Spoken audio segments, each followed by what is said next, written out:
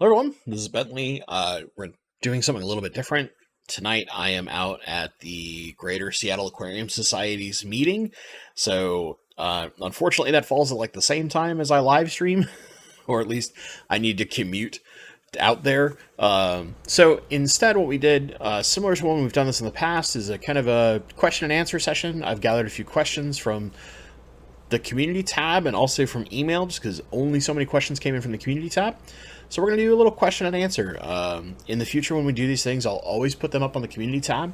So if you have questions, even more obscure ones, you can ask them and we'll answer them here. So with that being said, let's dive in. Our first question comes from Kingfisher's Catch. What are the do's and don'ts of moving tanks, both near and far? So I would say near is anywhere within an hour of where you currently live. Maybe 2 hours, maybe like within state is kind of okay. I guess it depends. And then far is anything where we're doing multi-state drives, or if you're driving 10 plus hours, I would say that's moving pretty far.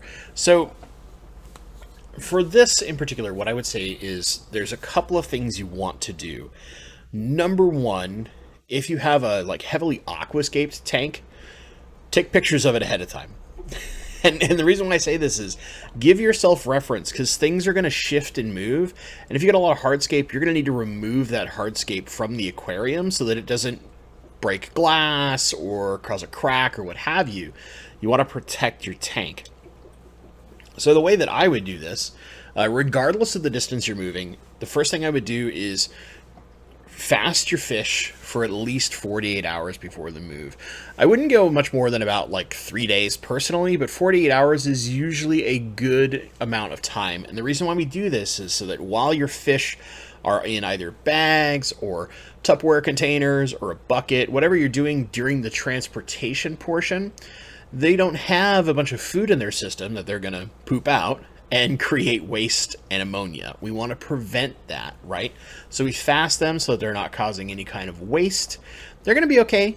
Fish can usually handle like upwards of a week without food, and it just doesn't affect them at all. Plus, this is going to be a stressful situation, so we just want to kind of play it easy on them. Fast your fish.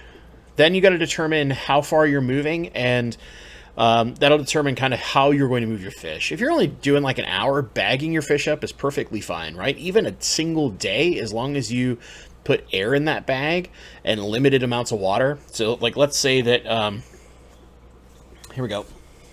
This is one of my water bottles, right? Let's just say this is our fish bag.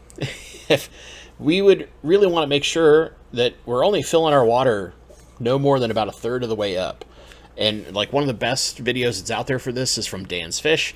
That way we've got lots of extra air in the rest of this bag. Because as we're moving, as we're driving, the water's kind of sloshing around some, and that's going to create a little bit of gas exchange with this air up here. And that's going to make sure that there's plenty of air for your fish. You don't have to have perfect oxygen like some of the shippers do. You can just literally use like your own air pump and an airline tube and put it in there and kind of like cork the top, so to speak, with your hand, right? Before you're going to tie it all the way up. Let that fill, pull the tube out, and then twist and tie it off.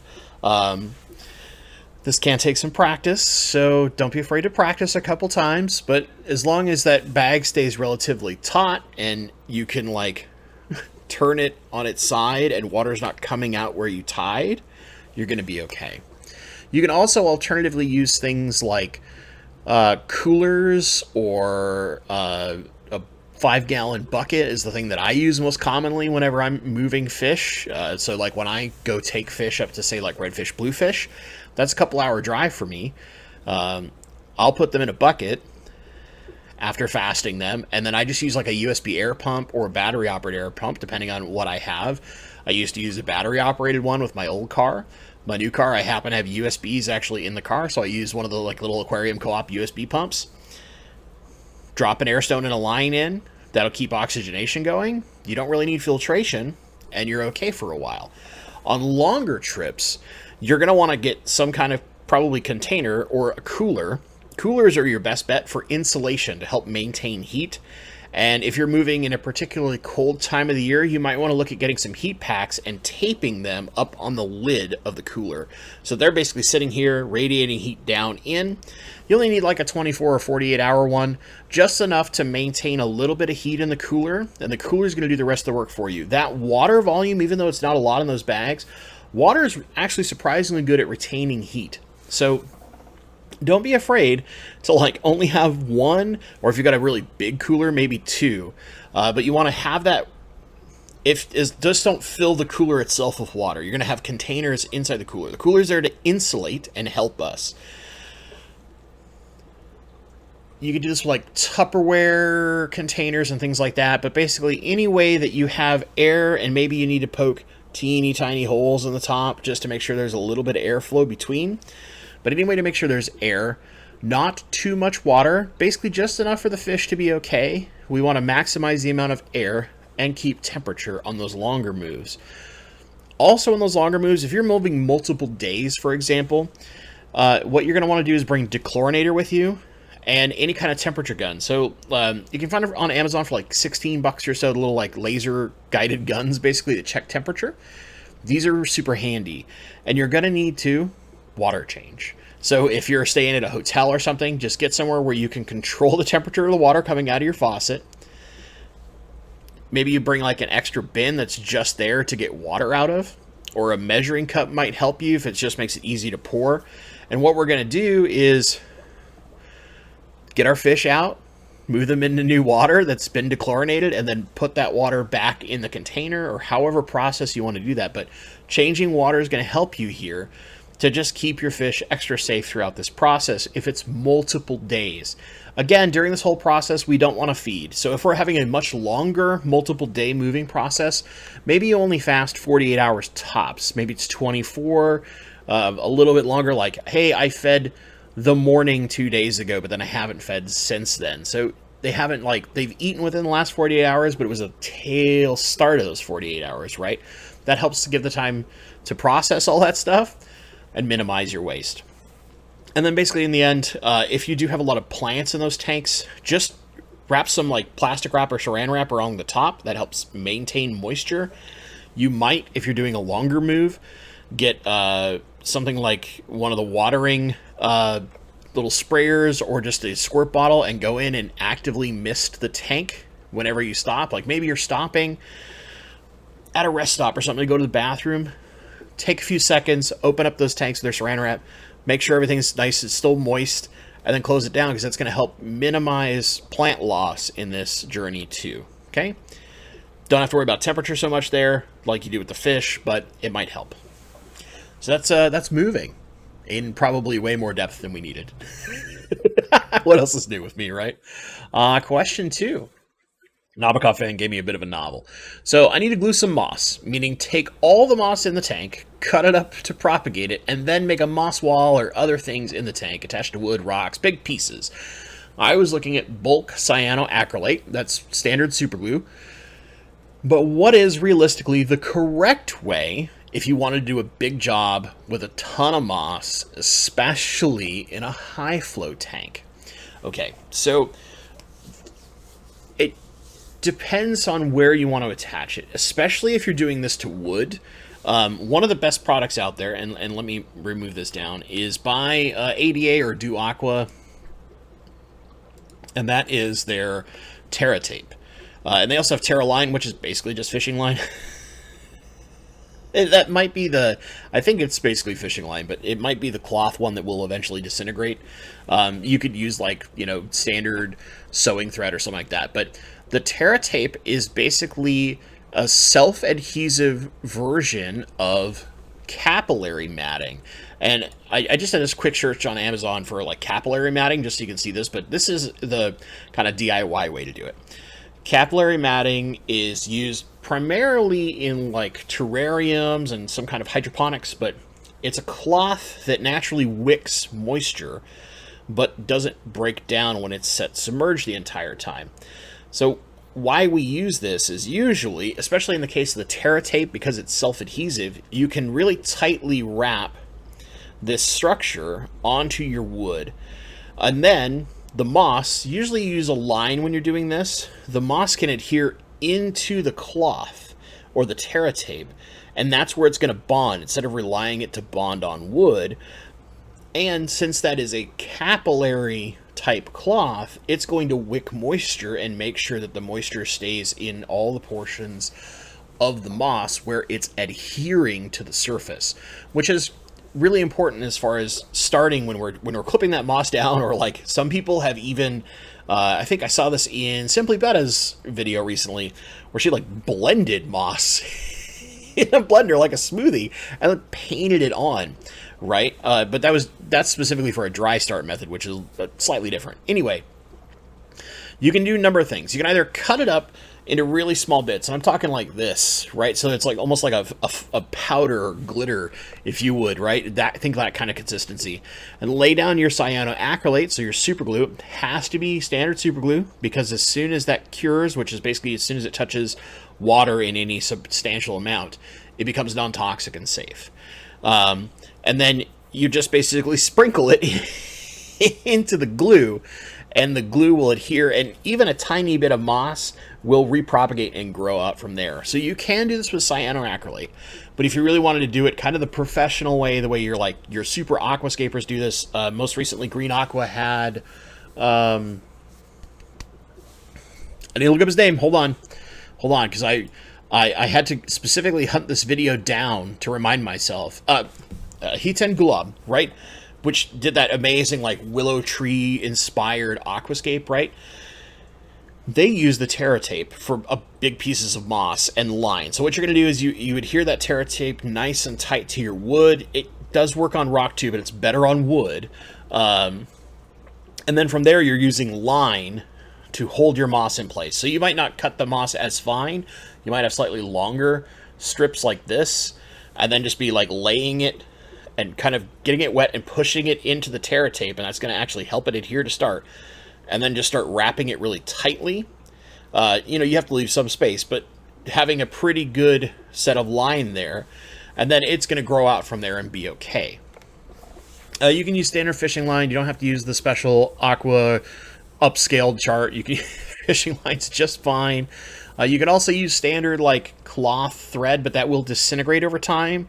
So a lot of people will prefer the fishing line because it stays permanent over time, and you can get it in lots of different colors to help hide it and mask it. So I hope that helps as far as like doing the moss stuff correctly in a much larger piece of wood. Basically, you have two schools of thought. You can do the cyanoacrylate method, or you can do like the Terra tape capillary matting method. From Bob Purcell, what are the keys to success with Crypt Parva? I see what you're doing to me, Bob. Patience. No, seriously, patience. The big thing with Crypt Parva, it at times can be finicky when it's coming into you immersed grown and it needs to convert, but you just need that root structure to be solid and happy. So usually what I like to do, if I have the time, is leave it in the pot and put it in the tank where I want it to grow out, submerged, or some other tank where it's going to get used to my water, right? We'll put it in quotation marks because even multiple tanks in your house are going to be a little different. But get it used to the base parameters of your water for a couple weeks. And then you should have a nice, healthy, robust root structure. This is only for potted. Keep that in mind. In this case, we're going to do the other versions in a sec. And then that's where I go through and start planning it. Really, the thing is, if you want to have, like, the Crypt Parva carpet, it's just time and patience. I mean, CO2 helps. CO2 speeds a lot of things up, especially with crypts, but it's not necessary. The big thing is, like, Crypt Parva, because it's smaller, does like a little bit more intense light than a lot of our bigger crypts do, but it doesn't need like super high powerful light. It's more just like you want medium light to make sure that the light that's getting down to your substrate, especially if you have a taller tank, is still staying in that like medium level of light. Maybe it's just on the fringe of low, but if you can get something like 20, 25 par at the substrate, and par's kind of a made up number, don't worry so much about that part, but just understand if you've looked at other lights and they've done measurements, that gives you an idea of what to look for. The Fluval 3.0 plant can do this really well. From what I've seen, the new co-op light can do this really well. All the super powerful lights, of course, can do this very well. But you can even do things like the Higer or a Phoenix Planet Plus. There's lots of options that can give you this level of light. Then from there, really all you're worried about is making sure that it gets time and fertilization. So the ways that we can help speed this up, of course, a great aqua soil helps because it's going to bring nutrition down into the roots. Root tabs help because that makes nutrition, again, available at the roots, and our crypts really like that. And then from there on out, it's just patience, patience, patience. It's a very slow-growing crypt, so you just kind of have to wait or spend a ton and buy a lot of it. Now, if you do this from a tissue culture perspective, you can't really set it in the pot and like leave it in your tank for a while. You kind of just have to plant it straight away.